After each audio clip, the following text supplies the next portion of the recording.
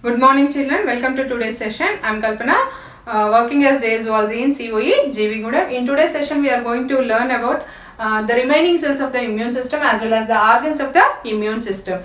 We have finished about lymphocytes. Now coming to phagocytes. Phagocytes are of two types depending on their nuclei, and the first one is the mononuclear phagocytes and the second one is the polymernuclear phagocytes. And coming to the mononuclear phagocytes, these are nothing but the monocytes which are entering into the extracapillary spaces where they transform into different types of cells. In connective tissue, these are known as histiocytes. In liver, these are known as Kupffer cells. In brain, these are known as microglia, whereas in bone, these are known as osteocytes. And in synovial fluid, these are known as synovial cells. And now coming to the polymernuclear phagocytes, and the majority of the PMNs are the neutrophils. 50% of the PMNs are the neutrophils, and rest of are basophils as well as eosinophils. And the last type of cell is the auxiliary cells. That means these are helping in evoking immune response, and the cells are basophil cells, mast cells and the platelet cells, and these cells are involving in secretion of certain substances which are evoking inflammation. And the last category of auxiliary cells are the antigen presenting cells, as we already know that these helpful in presenting the antigen to the helper T cells. And coming to the organs of the immune system, these organs involve in origin, maturation as well as proliferation of the lymphocytes, and these are known as lymphoid organs.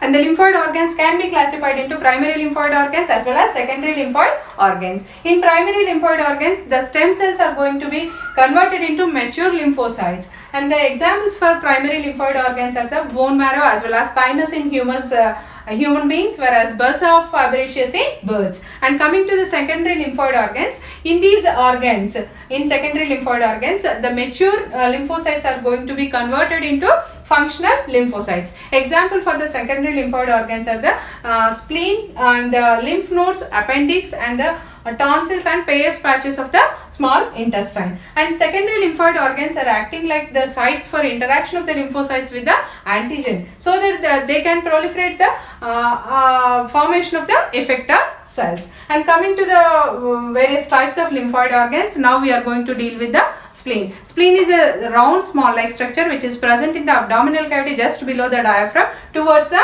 left side, upper left side. And spleen consists of two types of cells. These are known as lymphocytes and phagocytes. Spleen has the capacity to filter blood, and in the process of filtering blood, it traps the antigens which are present in the blood. And spleen is acting like reservoir of erythrocytes. At the same time, it is also acting like graveyard or burial ground of worn out RBCs.